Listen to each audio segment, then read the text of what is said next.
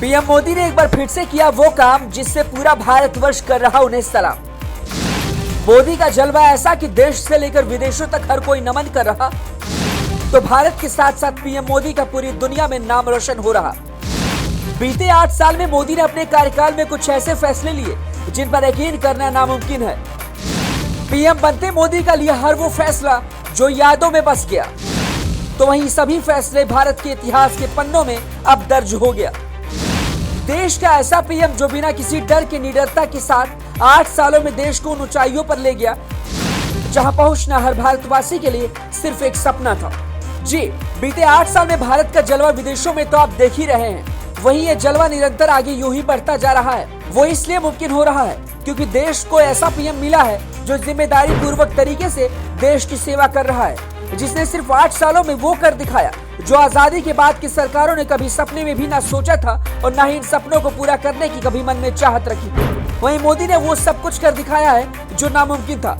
बात चाहे कश्मीर की हो या फिर राम जन्मभूमि की या फिर धारा 370 हो या फिर 3 तलाक या फिर काशी कॉरिडोर ही क्यों ना हो, ऐसे ना जाने कितने दर्जनों फैसले रहे जिसे पीएम मोदी ने सच कर दिखाया। वहीं इन फैसलों को लेने में कांग्रेस की सरकार जहां हमेशा डरी और सहमी सी रही थी, लेकिन मोदी ने अपनी सरकार बनाते ही 8 साल में इसे सच कर दिखाया और हर एक फैसला सच्चाई के साथ लेते गए।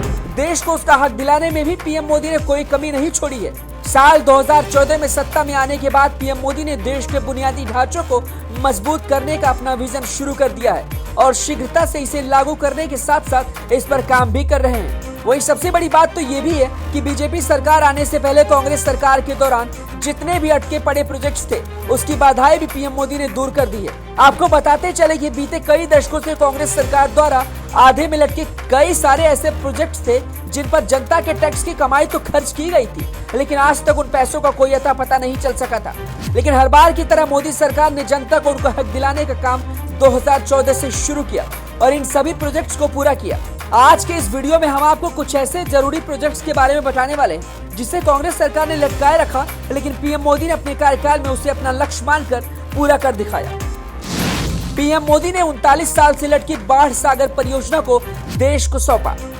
14 मई 1978 को प्रधानमंत्री मोरारजी देसाई ने बाढ़ सागर परियोजना का शिलान्यास किया। दशकों तक कांग्रेस सरकार ने इसे लटकाए रखा। उसके बाद मोदी ने अपने कार्यकाल साल 2018 में जुलाई महीने की 15 तारीख को पूर्वी उत्तर प्रदेश में इसे पूरा कर दिखाया। मिर्जापुर जिले में बनी ये परियोजना 3148.91 करोड़ की लागत से बना हुआ है। इस परियोजना से बिहार के बक्सर, रोहतास, भोजपुर और पटना समेत दर्जन भर जिलों में किसानों को सिंचाई की बेहतर सुविधा मिल रही है। इस प्रोजेक्ट में पैसे की इतनी बर्बादी हुई कि कांग्रेस के निकम्मेपन के कारण जो 303 करोड़ रुपए का प्रोजेक्ट था, उस परियोजना को पूरा करते करते तकरीबन 3420.24 करोड़ रुपए खर्च हो गए।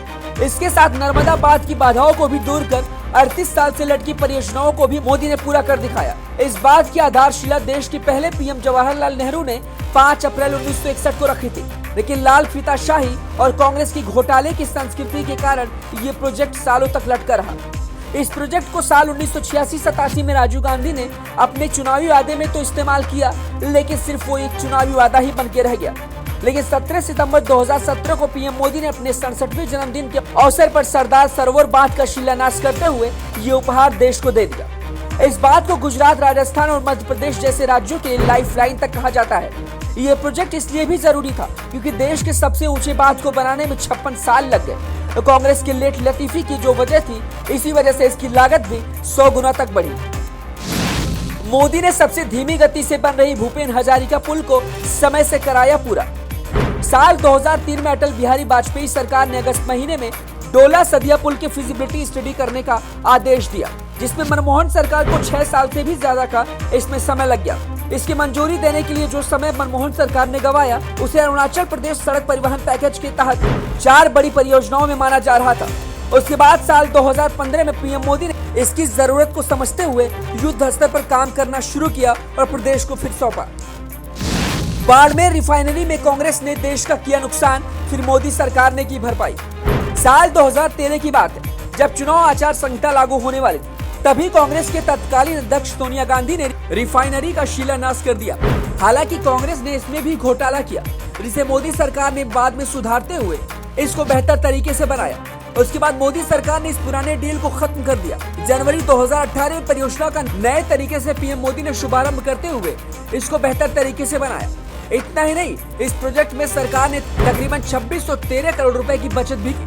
सोचने वाली बात तो ये भी है कि एचपीसीएल ने सरकार के साथ 15 साल तक 1123 करोड़ रुपए सालाना बिना ब्याज देने का एक करार भी किया था, जो कांग्रेस राज में 3736 करोड़ रुपए सालाना 15 सालों तक दिया जा रहा था। जाहिर सी बात है कि एक झटके में 2613 रुपए का घोटाला करने की जो योजना है वो कांग्रेस सरकार ने पहले से तैयार कर ली थी, जिसे बाद में मोदी सरकार ने पकड़ लिया। खैर, ये तो कांग्रेस के कार्यकाल में हुए कुछ ही प्रोजेक्ट्स का जिक्र है। इसके अलावा ना जाने कितनी और प्रोजेक्ट भी हैं, जिसमें कांग्रेस के निकम्मेपन के कारण देरी और घोटालों की कई वजह से प्रोजेक्ट को बीच में ही बंद कर दिया गया। इस वीडियो पर आप क्या कहना चाहते हैं, हमें कमेंट बॉक्स में जरूर बताएं। वीडियो को ज्यादा से ज्यादा लाइक और शेयर करें।